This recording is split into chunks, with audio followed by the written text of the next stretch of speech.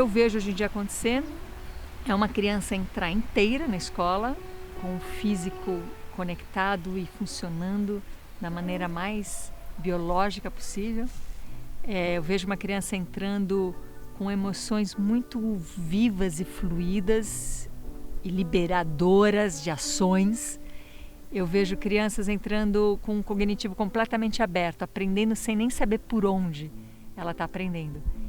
E aí eu vejo lá na outra ponta esse adulto saindo desse processo longuíssimo da nossa escolaridade, ele saindo com o físico desconectado, com dores nas costas, com um certo desconforto na própria existência física, ou uma separação, né? Puxa, estou me dedicando demais ao trabalho, preciso fazer alguma coisa física, como se o físico tivesse separado durante o trabalho, né? O modelo de escola que nós temos, não é? Em 99,9% das escolas, é um modelo que vem da iniciativa política de 3 países europeus.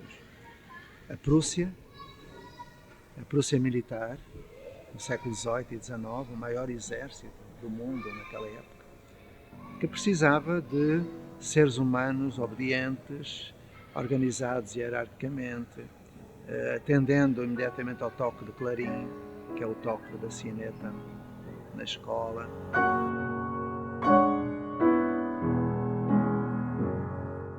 Depois teve a influência da França do século XIX, uma França onde a instituição mais reconhecida era o convento.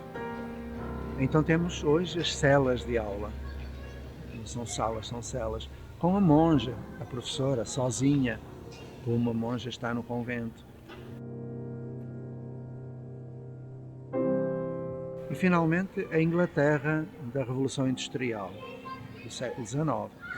A necessidade de criar padronização de tempo, os 50 minutos de aula, a necessidade de compartimentar cartesianamente, organizar disciplinarmente, ter um ritmo único de produção, tudo isso está aí na escola, tudo.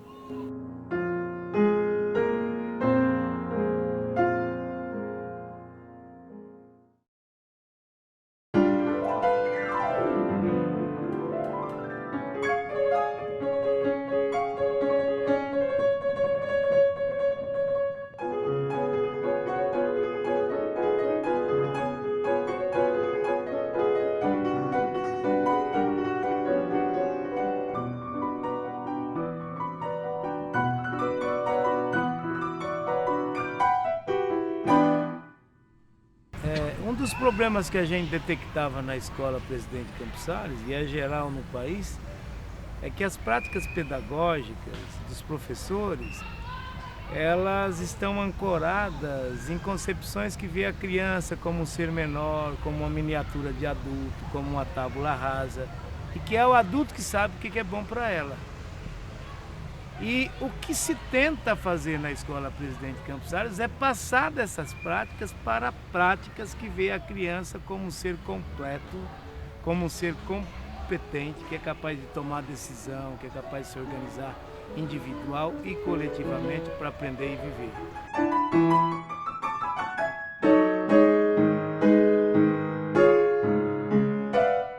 Isso aqui foi final de 2007. Os professores e os alunos foram embora de férias, sabendo que quando voltasse ia encontrar no lugar de 12 salas de aula, 4 grandes salões.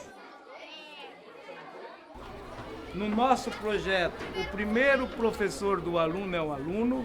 Se eles escolhem fazer matemática, e aí um tem uma dúvida, eles conversam entre eles, esclareceu a dúvida, eles continuam a trabalhar autonomamente. Se não conseguiu esclarecer, levanta a mão e um dos professores vem até o grupo.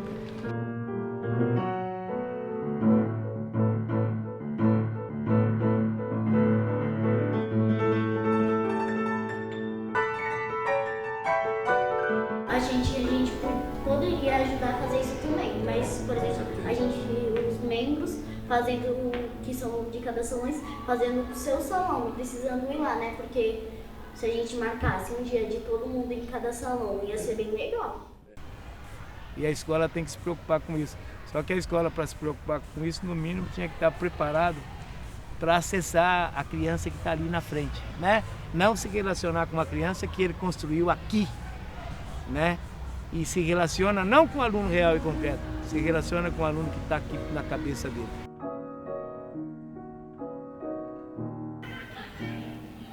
Temos registros muito bem concebidos, e nesses registros são as evidências de aprendizagem que as crianças e jovens fazem, dizendo o momento, como, qual é o instrumento que utilizou. Agora, a prova não utilizamos, que a prova não prova nada. A prova é perder tempo e ter a ilusão de que se avalia alguma coisa. Nem damos nota. Nota é comparar pessoas e nós comparamos a nós mesmos.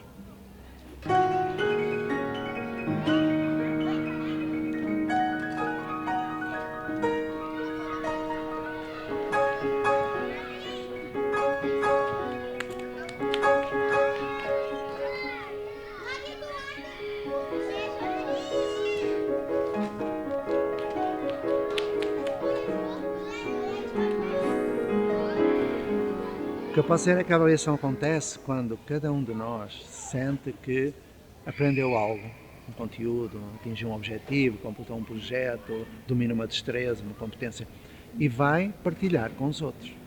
A avaliação tem que ser partilha.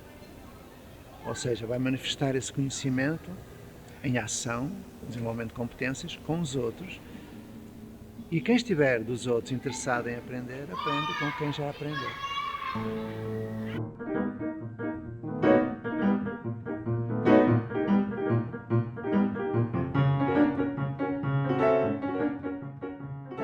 Para quem está estudando para ser professor, pelo menos era como eu me sentia, isso era muito forte, o fatalismo, é assim mesmo, pois é, mas na prática não dá certo. Quando surge uma reflexão interessante, mais diferenciada, volta-se sempre assim, mas na prática a gente não dá para fazer isso, vai na escola pública, então imagina, não tem condições de se fazer uma coisa dessa. E daí, por exemplo, a professora de matemática pediu para vocês estudarem equação, vamos supor. Tá errado. Não tem professora de matemática. É a nossa tutora. É a nossa tutora. É quem ajuda a gente. Não tem professor? A gente escolheu, não tem professor.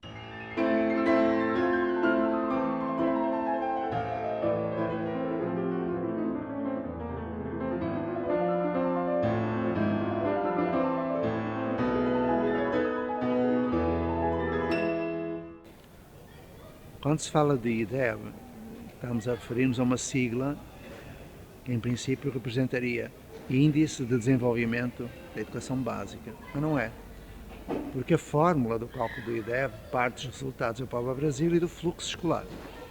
Bom, o fluxo escolar só existe na medida em que há divisão cartesiana em série, no que não faz sentido nenhum.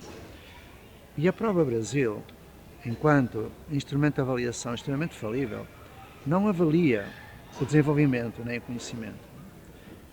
Apenas avalia a capacidade de retenção, de acumulação cognitiva em memória de curto prazo para debitar numa prova e esquecer. Ou seja, o D de IDEB não significa desenvolvimento, mas decoreba. É um D de decoreba.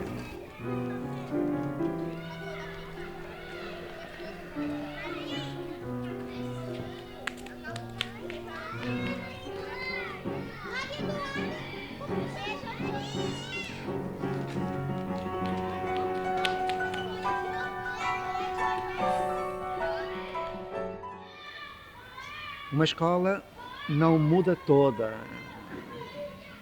simultâneo, não é? Mudam as pessoas, não é? As pessoas mudam as escolas, as pessoas mudam o mundo, como diria o Paulo Freire. Então o que acontece no início é que há disponibilidade da parte de algumas pessoas dentro da escola.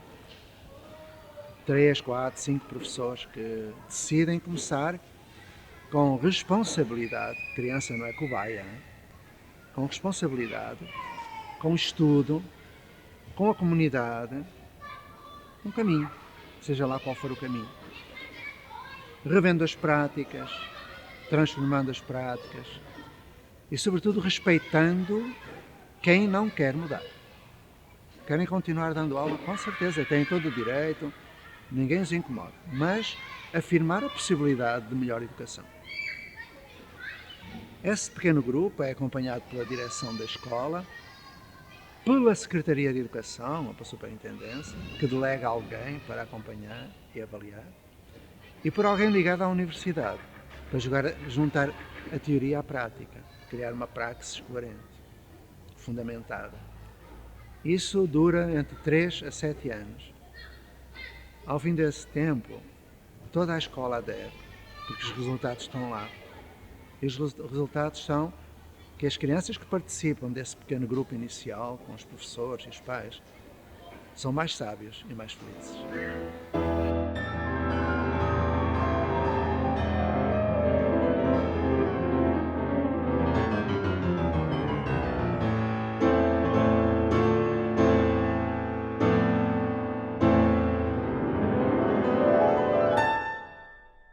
Paulo Freire, na página 15 do livro Pedagogia da Autonomia, ele diz que era contra o neoliberalismo, que é uma forma do capitalismo, né? O capitalismo neoliberal, né?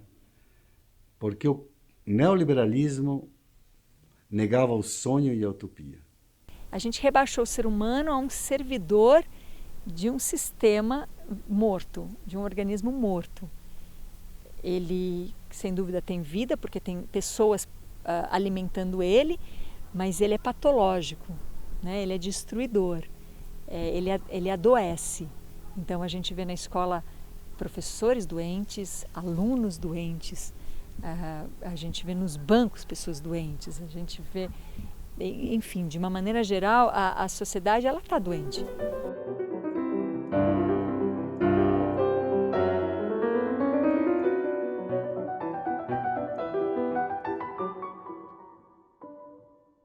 A escola não inventou a injustiça, né?